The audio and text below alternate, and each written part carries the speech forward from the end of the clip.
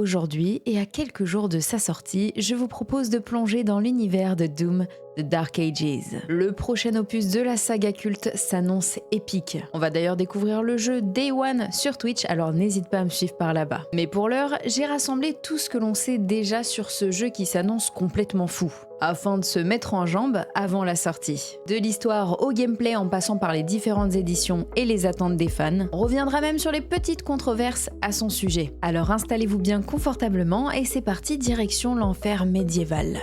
Let's go!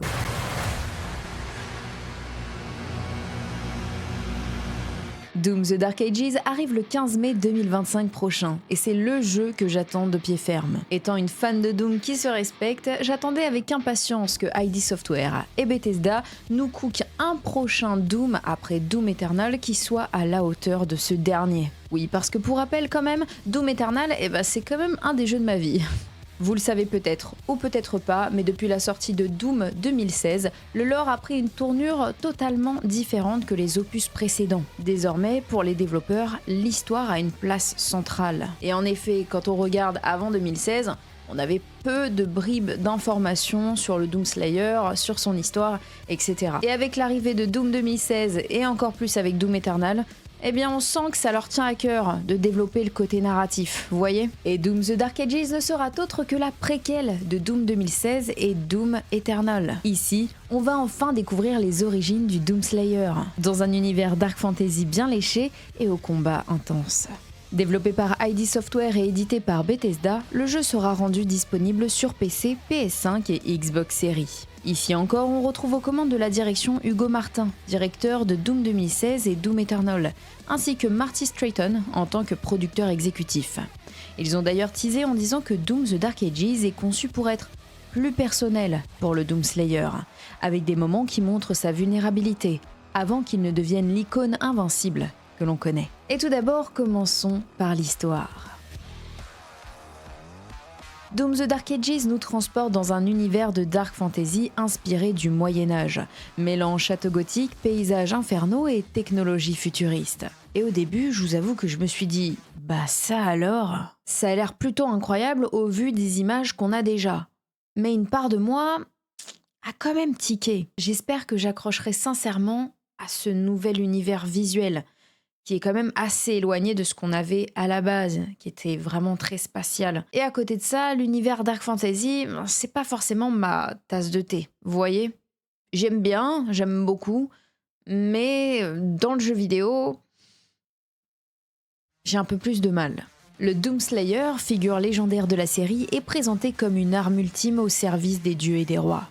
L'histoire débute alors qu'il émerge d'une captivité pour affronter une menace démoniaque ancestrale qui met en péril un royaume tout entier. Ce titre se concentre sur les origines du Slayer, explorant sa première rencontre avec les Sentinelles de la Nuit sur la planète Argent d'Ainur. Contrairement aux opus précédents, The Dark Ages mise sur une narration plus développée, avec davantage de cinématiques et un lore enrichi, tout en restant accessible aux nouveaux joueurs. Selon ID Software, il s'agit de la campagne la plus ambitieuse de la franchise, conçue pour captiver les fans de longue date et les novices. Un pari audacieux qui promet une expérience narrative immersive. Le jeu possédera ici de grosses références cinématographiques, en plus de ses inspirations à la 300 ou Le Seigneur des Anneaux. ID Software cite des films comme Conan le Barbare ou Mad Max Fury Road pour l'ambiance épique et chaotique. Concernant la durée de la campagne, bien que celle-ci n'ait pas été confirmée, Hugo Martin a indiqué dans une interview que la campagne serait aussi longue, voire plus, que celle de Doom Eternal, qui demande environ 15 à 20 heures de jeu pour une première run, selon votre style. Les zones ouvertes et les secrets pourraient rallonger l'expérience. Passons maintenant au gameplay, un élément central de tous les jeux Doom. Doom The Dark Ages propose une approche légèrement différente de Doom Eternal, qui privilégiait la mobilité et la vitesse. Ici, le Doom Slayer adopte un style plus terre-à-terre, incarnant un guerrier lourdement armé, avec des combats qui allient stratégie et brutalité. Cependant, l'ADN de la série reste intact. Des affrontements frénétiques, des glory kills spectaculaires et une action qui ne laisse aucun répit. Concernant l'exploration, les niveaux sont plus ouverts, avec des zones plus vastes, des secrets à découvrir et une certaine liberté dans l'ordre des objectifs, évoquant presque un RPG d'action. D'après les images dévoilées, on découvre de nouvelles mécaniques et de nouvelles armes, centrées donc davantage sur le corps à corps. Côté arsenal, on trouve un bouclier tronçonneuse. Cette arme permettra de bloquer les attaques, de parer, de trancher au corps à corps ou de la lancer, comme un boomerang. Son utilisation intuitive via une seule touche rend les combats fluides et dynamiques. Via cette nouvelle arme, le joueur découvrira un nouveau système de parade qui récompensera le timing précis. Un peu comme dans Sekiro, mais adapté au rythme rapide de Doom. Cela pourrait plaire aux joueurs qui aiment les défis techniques, mais certains fans craignent que ça ralentisse l'action. On trouve également le Skull Crusher, un pistolet tirant des fragments d'os, un fléau clouté et une masse d'armes pour des attaques dévastatrices, une mitraillette à crâne qui génère ses munitions à partir des ennemis vaincus, et un gantelet électrifié pour des finish moves percutants. Mais on retrouvera également des armes que l'on connaît déjà, comme le Super Shotgun. Les Glory Kills, quant à eux, ont été repensés pour s'intégrer encore mieux au rythme du jeu, avec des animations variant selon l'angle d'attaque. Un arbre de compétences permet également de personnaliser les armes, offrant 2 modes pour chaque équipement. Enfin, des options d'accessibilité comme des difficultés ajustables rendent le jeu accueillant pour tous les profils de joueurs. Concernant les ennemis, on a eu le droit à des teasers concernant des chevaliers démoniaques, inspirés de l'esthétique médiévale, et un boss massif appelé Arc-démon, qui nécessitera l'Atlan pour être vaincu. Les démons classiques comme les Cacodémons ou les Hail Knights reviennent avec des designs revisités. Concernant les montures et les véhicules, on découvre un dragon cybernétique, utilisé dans certaines séquences et qui permet de survoler les niveaux et d'attaquer à distance avec des mitrailleuses. Mais aussi un méca Atlan, un robot géant offrant des affrontements titanesques contre des démons colossaux, dans un style digne des meilleurs films de science-fiction. Et comme expliqué précédemment, la progression ne sera pas linéaire. Les zones ouvertes permettront de débloquer des raccourcis ou des améliores spécialisées comme des boosts santé ou des munitions infinies temporaires, un peu comme dans les runes de Doom Eternal. Sur le plan technique et graphisme, Doom The Dark Ages tire parti de la dernière version du moteur ID Tech, garantissant des graphismes somptueux et une optimisation exemplaire sur les plateformes next-gen. Les environnements mêlant architecture médiévale et esthétique infernale sont décrits comme visuellement impressionnants. Cependant, certaines critiques issues des previews pointent un level design qui pourrait manquer de l'éclat des précédents opus. Un point à confirmer lors de la sortie. Petit point bref concernant la bande-son, qui fait la superbe des jeux Doom, on va pas se le cacher. Ici, elle restera fidèle au style heavy metal de la saga. Toutefois, elle serait légèrement moins marquante selon certaines previews. À voir. Pour les performances sur console, Bethesda a confirmé que le jeu vise les 60 FPS en 4K sur PS5 et Xbox Series, avec un mode performance pour privilégier la fluidité. Sur PC, une option DLSS 3 et FSR 3 seront disponibles pour booster les performances. Contrairement à Doom Eternal, The Dark Ages intègre des effets de ray tracing limités pour ne pas sacrifier la fluidité. Les estimations basées sur les préchargements suggèrent que la taille du jeu sera d'environ 80 à 100 Go sur console, un peu plus sur PC avec les textures haute résolution.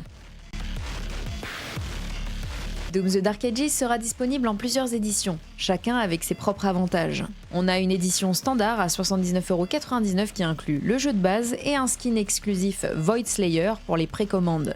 On a également une édition premium à 109,99€ qui comprend le jeu en version physique pour PS5 ou le code pour PC, un DLC de la campagne, un pack de skins, un artbook numérique, la bande-son, un accès anticipé de 48 heures et elle est disponible chez les revendeurs comme Micromania ou Cdiscount, parfois avec des offres promotionnelles. Et enfin, nous avons l'édition collector à 209,99€ sur laquelle j'ai craqué. Réservée aux fans ultimes, elle inclut un boîtier steelbook, une statuette détaillée du Doomslayer avec sa scie bouclier, un fléau, une cape en fausse fourrure et une réplique de carte clé rouge en métal. Et il s'agit d'une exclusivité Micromania en France. L'annonce de Doom The Dark Ages lors du Xbox Game Showcase de juin 2024, suivi d'un story trailer en janvier 2025, a mis la communauté en ébullition. Les previews saluent un jeu violent, généreux et varié, avec des combats viscéraux et des innovations comme le bouclier tronçonneuse. Cependant, quelques réserves émergent. Le rythme, plus posé, pourrait décevoir les fans de l'intensité de Doom Eternal, et les séquences avec le dragon ou le mecha semblent répétitives pour certains. Une critique de Rolling Stone Magazine a également qualifié le level design d'oubliable, un point qui intrigue. Je vous avoue ici, dans ce contexte, que c'est effectivement ma plus grande peur. Il y a également eu des fuites, comme la démo technique d'avril 2025, qui a d'un côté amplifié l'enthousiasme des fans, tout en frustrant d'un autre les développeurs. La fuite de cette démo technique a en effet montré des assets non finalisés, ce qui a poussé à ID Software à publier un communiqué demandant aux fans d'éviter les spoilers pour préserver l'expérience. Concernant le contenu post-lancement, un DLC est bien confirmé, inclus dans l'édition Premium, qui pourrait être une extension standalone, comme le DLC The Unseen Gods pour Doom Eternal. Aucun détail sur son contenu, mais il pourrait explorer un autre chapitre des origines du Slayer. Et enfin, il faut savoir que ce nouvel opus est souvent comparé à God of War selon les fans sur les réseaux, notamment concernant l'esthétique et le ton narratif. Ce qui alimente pas mal les débats sur le côté beaucoup moins arcade du jeu, on va pas se mentir. Le côté arcade qui en fait son essence, ne l'oublions pas, il faut jamais oublier d'où l'on vient. Et vous, qu'en pensez-vous? Espérons qu'ID Software et Bethesda ont su faire la balance entre les deux pour nous proposer un Doom amélioré, mais qui garde son essence de base. Disponible dès sa sortie sur Xbox Game Pass, le jeu promet d'être l'un des temps forts de 2025. Reste à voir s'il surpassera ses prédécesseurs. Et moi je n'ai qu'une hâte, c'est de le découvrir avec vous.